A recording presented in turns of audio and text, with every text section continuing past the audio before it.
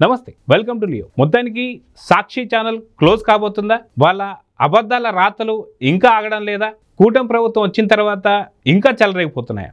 అయితే assembly speaker సాక్షిగా, అయ్యన్న పాత్ర గారి సాక్షిగా ఏదైతే కొత్తగా ఎన్నికైన ఎమ్మెల్యేలు కావచ్చు, అందరు ఎమ్మెల్యేలకి కూడా ఒక శిక్షణా తరగతులు పెట్టాలనుకున్నటువంటి ఒక మాట మాత్రం వాస్తవమే. అయితే దీని గురించి కొన్ని కోట్లలో ఖర్చు అని చెప్పి రాసినటువంటి రాతలు ఎలా చూడాలి?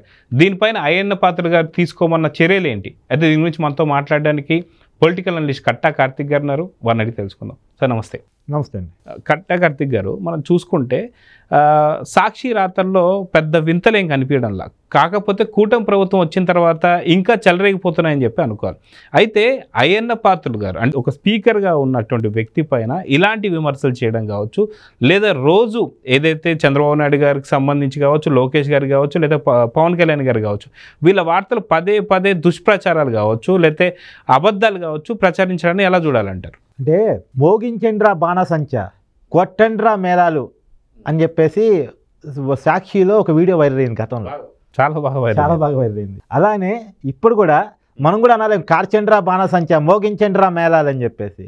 ఎందుకంటే సాక్షి మీడియా మూత కాబడుతుంది అనేటువంటి వార్తలు మనకు అందుతున్నటువంటి సమాచారం. ఎందుకంటే అబద్ధాలకు కూడా ఒక అర్థం ఉంటుందండి. మీడియా దానికి ఒక పరిధి ఉంటుంది, పద్ధతి ఉంటుంది.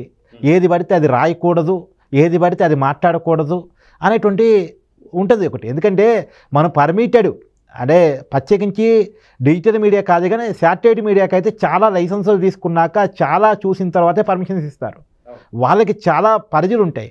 కానీ ఆ పరిధిని దాటి మరి ఇష్టారాజ్యంగా అబద్ధాలను ఆడుతూ అబద్ధాలని రాస్తూ, ఇప్పుడు సాక్షి పేపర్ మొన్న రాసిన వార్త, ఎందుకంటే అసెంబ్లీలో చర్చకు వచ్చిన మాట చెప్తున్నాను నేను మీకు. ఇప్పుడు ఎమ్మెల్యేల ట్రైనింగ్ క్యాంప్ జరగలేదు ఎన్నికల కోడ్ కారణంగా. ఎన్నికల కోడ్ కారణంగా జరగని ఎమ్మెల్యేల ఎన్నికల క్యాంపుకి కోట్లు ఖర్చు అయ్యాయని రాశారు. అసలు కార్యక్రమమే జరగలేదు, కోట్లు ఎట్లా ఖర్చు అవుతాయి? రాయటానికైనా రాసేవాడికైనా బుర్ర ఉండాలి కదా. ఆ రాసేవాడిని జర్నలిస్ట్ అంటారు. అసలు అంటే జర్నలిస్టుల మెడ మీద కత్తులు పెట్టి రాపిస్తున్నారేమో నాకు తెలియదు. కానీ ఇది చాలా దారుణ విషయం. ఒక అబద్ధాన్ని నమ్మించడానికి విపరీతమైన ప్రయత్నం చేస్తున్నటువంటి విషయం. ఇప్పుడు పొద్దున్నే లేచి, నాన్న అబద్ధం అంటే ఏందని ఒక పిల్లగాడు అడిగాడు తండ్రిని. నేను చూపిస్తారా నాన్న సాక్షి పేపర్ ఓపెన్ చేసి, ఇది నాన్న అబద్ధం అంటే అన్నాడంట. అంటే సాక్షి పేపర్ అనేది ఒక అబద్ధం, సాక్షి టీవీ అనేది ఒక మరొక అబద్ధం. అంటే అబద్ధానికి సాక్ష్యం సాక్షియా? అంటే అబద్ధానికి రూపం, అబద్ధానికి సాక్ష్యం సాక్షి. కాబట్టి ఆ రకంగా తయారైనటువంటి పరిస్థితుల్లో ఆ మీడియాని క్లోజ్ చేస్తే ఆంధ్రప్రదేశ్ ప్రజలకి చాలా వినసొంపు దొరుకుద్ది, చాలా ప్రశాంతత దొరికింది. ఇప్పుడు చాలా మారుస్తున్నప్పుడల్లా, అది కనపడినప్పుడల్లా లేనిపోని బీపీలు వస్తున్నాయి ఆంధ్రప్రదేశ్ ప్రజలకి. ఆ పరిస్థితి నుంచి జరగాలి అంటే ఆ ఛానల్ క్లోజ్ చేయాలని చాలామంది డిమాండ్ చేస్తున్నారు. ఇప్పటికే కేంద్ర ప్రభుత్వం దగ్గర కూడా ఫైల్ పోయింది అనేటువంటిది మనకున్న సమాచారం. నిజానికి విజయసాయిరెడ్డి ఈ మధ్య ఛానల్ పెడతానని పర్మిషన్ అడిగాడు.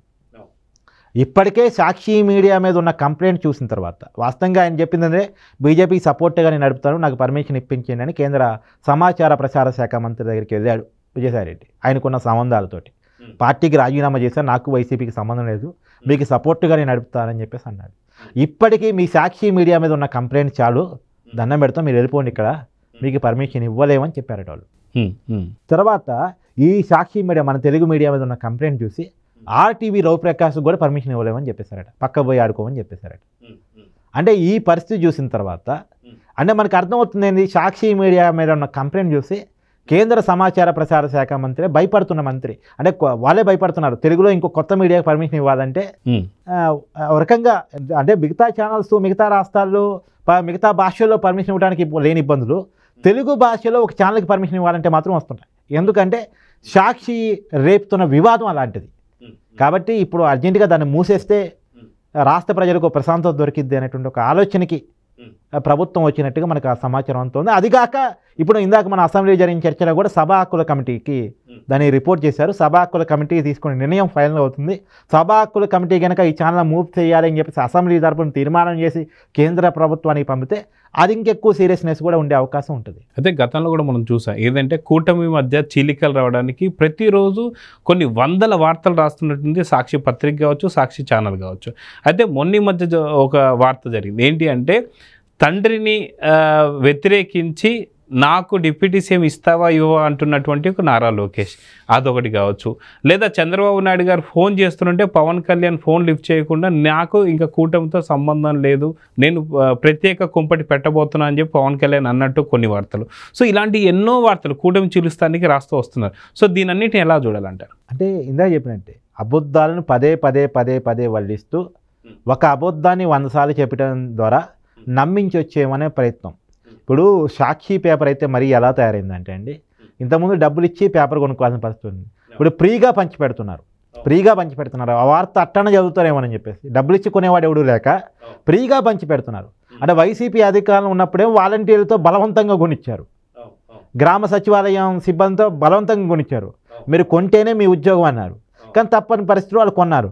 కానీ ఇప్పుడు వాళ్ళు కూడా కొనే పరిస్థితులు లేరు కాబట్టి బలవంతంగా అంటగట్టడం కోసం ఫ్రీగా ఇంటి ముందు వేసిపోతున్నారు. దాన్ని ఎలా వాడుతున్నారంటే కిరాణా కొట్టులో పొట్టాల కింద, ఇళ్లలో ఏదో కబోర్డులో కింద పేపర్లు పరుస్తారు కదా, దాని కింద సాక్షి పేపర్ను వాడుతున్నటువంటి పరిస్థితి. దానికే మనకి వస్తుంది సాక్షి పేపర్, న్యూస్ కోసం మనకి రావట్లే, ఆ న్యూస్ ఎవరు వినట్లే. ఇప్పుడు సాక్షి మీడియా కూడా చూడండి, ఆ ఛానల్ ఎంతమంది చూస్తున్నారో. ఒక పెద్ద మీడియా, ఒక పెద్ద నెట్వర్కు, ఒక పెద్ద పార్టీ వెనకాల ఉంది, సీనియర్ జర్నలిస్టులు లక్షల కొద్ది జీతాలతో ఉన్నటువంటి జర్నలిస్టులు దాంట్లో ఉన్నారు. కానీ ఎందుకని చూడట్లే, పట్టుమని 10 మంది చూడని పరిస్థితి ఎందుకు వస్తుంది? కారణం ఏంటి? ప్రైమ్ టైం డిబేట్ కనీసం 1000 మంది కూడా చూడని పరిస్థితి ఛానల్ ఎందుకు పడిపోయింది? ఫ్రీగా పంచిపెట్టే పరిస్థితిలోకి ఆ పేపర్ ఎందుకు పడిపోయింది? మీరు చెప్పిన అలాంటి అబద్ధాలు 100 కొద్ది రాయటం ఫలితంగానే. ఇప్పుడు కూటమిని విడదీయాలని చాలా ప్రయత్నం చేశారు. వాళ్ళు రాస్తే కూటమి పడిపోద్దా? వాళ్ళు చెప్తే కూటమి పడిపోయిద్దా? అదే వాళ్ళ అవివేకం కాదా? అంటే వాళ్ళు ఏది చెప్తే జనం నమ్ముతారేమో అనుకుంటున్నారు. కానీ అంతకన్నా బలంగా చెప్పగలిగే కమ్యూనికేటర్స్ కూటమిలో ఉన్నారు. అందుకనే వాళ్ళ వల్లే పవన్ కళ్యాణ్ 1కి 2 సార్లు 2కి 3 సార్లు చెప్తా ఉన్నారు, మేము 15 సంవత్సరాలు కలిసి ఉంటాం, 10 సంవత్సరాలు చంద్రబాబు గారే సీఎంగా ఉంటారు, మీరేం బెంగపెట్టుకోవద్దని సాక్షి మీడియాకి క్లియర్ కట్ ఇండికేషన్స్ ఇస్తూ ఉన్నారు. ఏది ఏమైనండి, ఈ అబద్ధాలకి పుల్ స్టాప్ పడాలి. ఎందుకంటే అమాయకులు ఒకళ్ళో ఇద్దరు నమ్మే వాళ్ళు ఉంటారు కదా పాపం, అబద్ధాలు నిజమని అనుకునే వాళ్ళు ఉంటారు కదా. ఒక అబద్ధాన్ని 10 సార్లు చెప్తే సహజంగా కూడా ఒక సామెత ఉంటుంది, నిజం తెలిసేలోపు అబద్ధం ఊరంతా చుట్టూ వస్తుందని చెప్పేసి. కాబట్టి అబద్ధాన్ని నమ్మించడం వాళ్ళు సిద్ధాస్తులు. నిన్న కూడా చంద్రబాబు నాయుడు గారు వాళ్ళ పార్టీ ఎమ్మెల్యేల మీటింగ్లో 2019 ఎన్నికల కంటే ముందు వైసీపీ అబద్ధాలను చాలా బలంగా నమ్మించగలిగింది అనే విషయాన్ని చెప్పారు. పింక్ డైమండ్ అన్నారు, నమ్మించారు. తర్వాత బాబాయ్ హత్యని నమ్మించారు, కోడికత్తి సన్నివేశాన్ని నమ్మించారు. చాలా ఇలా నమ్మించడానికి ఎన్ని అవకాశాలు ఉన్నాయి అన్ని అబద్ధాలని నమ్మించేశారు. ప్రభుత్వం టీడీపీ ప్రభుత్వం మీద కొన్ని అబండాలు వేసి దాన్ని నమ్మించారు. కానీ తర్వాత తేలింది ఏంటి, ప్రజలు నిజం తెలుసుకున్నారు కాబట్టి 2024 ఎన్నికల్లో ఆ పార్టీనే రాజకీయ సమాజ్ చేసి పెట్టేశారు. కానీ ఇప్పటికీ మళ్ళీ అదే అబద్ధాలతో బతికి అధికారం రావాలి అంటే వాళ్ళ ఎక్స్పీరియన్స్, వాళ్ళకి అబద్ధాలతో అధికారం వస్తున్న ఒక ఎక్స్పీరియన్స్ ఉంది కాబట్టి అబద్ధాలను వల్ల వేసే ప్రయత్నం చేస్తున్నారు. కానీ నమ్మే పరిస్థితి ప్రజలు లేరు. కానీ ఏదేమైనా సరే ఒకరిద్దరు నమ్మినా అది తప్పే కాబట్టి వీరంతవరకు అబద్ధాన్ని క్లోజ్ చేయడం మంచిది అనేటువంటిది అసెంబ్లీ అదే భావిస్తుంది, ఆంధ్రప్రదేశ్ ప్రజలు కూడా అదే భావిస్తూ ఉన్నారు. అయితే వాస్తవానికి రాజకీయాలకు కొద్దిసేపు పక్కన పెడితే సొంత కుటుంబ సభ్యుల గురించి కూడా, సొంత చెల్లి గురించి కావచ్చు, లేదా సొంత బాబాయ్ గురించి కావచ్చు, లేదా తల్లి గురించి కావచ్చు, ప్రతి ఒక్కరి గురించి కూడా పేపర్లో ఎక్కడం. అయితే వాస్తవానికి చెప్పాలంటే ఒక వ్యక్తికి సంబంధించినటువంటి మ్యాటర్ రావాలంటే చాలా ఖర్చుతో కూడుకుంది. సో జగన్ సొంత ఛానల్ లేదంటాడు, సొంత పేపర్ లేదంటాడు, ఏదీ లేదంటాడు. కానీ ఈ వివేకానంద రెడ్డి గారి గురించి కావచ్చు, షర్మిల గురించి కావచ్చు, విజయలక్ష్మి గారి గురించి ఈ వార్తలను కూడా ప్రసరిస్తున్నాడంటే జగన్కి నిజంగా మనసు ఉందంటే ఏమంటారు? మనసు ఉందని ఎవరు చెప్పారు? మనసు లేదనేగా అందరూ చెప్పేది. సొంత చెల్లి షర్మిల చెప్తూనే ఉంది కదా, సొంత చెల్లి కట్టుకున్న చీర మీద జగన్మోహన్ రెడ్డి గారు కామెంట్ చేసిన తర్వాత ఇంకా ఆయన మనసు ఉందని ఎట్టంటారు?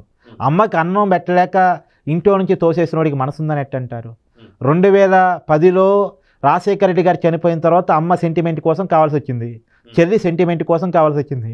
తన అవసరం తీరి అధికారం వచ్చిన తర్వాత చెల్లి లేదు, తల్లి లేదు, అందరినీ బయటకు నెట్టేసాడు మెడబెట్టుకొని. వాళ్ళతో సోషల్ మీడియాలో వచ్చిన బూతులు తిట్టించాడు. షర్మిల ఎవరికి పుట్టిందని మాట్లాడాడు. ఎవరికి పుట్టిందంటే ఎవరిని అవమానించినట్టు? విజయమని కాదా? చివరికి తల్లి మీద కోర్టులో కేసేసాడు ఎన్సీఎల్టీలో. అలాంటి వాడికి మనసు ఎక్కడ ఉంటుంది?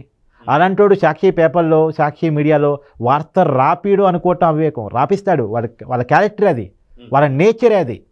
ఇంకోటి ఏంటంటే ఇదే సాక్షి మీడియా మీద ఈడీ కేసులు ఉన్నాయి. దాన్ని మూపియాలని అప్పట్లో ఈడీ భావించింది. కాకపోతే కోర్టులో స్టే తెచ్చుకున్నారు. స్టే ఆధారంగా నడుస్తుంది. ఇప్పుడు సాక్షి మీడియా స్టే ఆధారంగా నడుస్తుంది అంతే. ఇప్పుడు ఆ స్టే ఎక్కడ చేపిస్తే ఆటోమేటిక్గా సాక్షి ఛానల్ క్లోజ్ అయిపోద్ది. ఒకటి. రెండోది, సమాచార ప్రసార శాఖ మంత్రి అబద్ధాలను వలివేస్తున్నారు. దీనివల్ల ప్రజల్లో ఒక భయభ్రాంతులు, కులాల మధ్య కొట్లాట్లు వస్తున్నాయి. అనే గనక భావిస్తే అప్పుడు కూడా సాక్షి ఛానల్ క్లోజ్ అయ్యే అవకాశం ఉంటుంది. గతంలో కూడా మన ఆంధ్రజ్యోతికి సంబంధించి ఒక కంప్లైంట్ అదొక వ్యాలిడ్ పాయింట్. ఆంధ్రజ్యోతి పేపర్ వెబ్సైట్ని హ్యాక్ చేసింది సాక్షి వెబ్సైట్. దాని ఆంధ్రజ్యోతి పేపరు కేంద్ర ప్రసార శాఖ మంత్రికి ఫిర్యాదు చేశారు. ఆ కంప్లైంట్ కూడా వాళ్ళ దగ్గర ఉంది. వాళ్ళ మీద కాసిన కంప్లైంట్ లేవు. ఇప్పుడు అసెంబ్లీ తీర్మానం కనబోతే దాంతో కలిపి చాలా కంప్లైంట్స్ ఉన్నట్టు లెక్క. సో చూద్దాం సార్, వీటన్నింటినీ కూడా పరిగణనలో తీసుకొని మొత్తానికి సాక్షి ఛానల్ ఏం కాబోతుంది. ఖచ్చితంగా దానికి అనుకూలమైనటువంటి కొన్ని ఛానల్స్లో కూడా ఇప్పుడు ఈ వార్త అయితే చాలా పెద్ద ఎత్తున అయితే ప్రచారం కాబోతుంది. వైసీపీ సపోర్టర్స్ కూడా సాక్షి క్లోజ్ అవుతుందని చెప్పి మాట్లాడుతున్నారు. సో చూద్దాం ఏం కాబోతుంది. నమస్తే. Please subscribe to Leo News for more videos.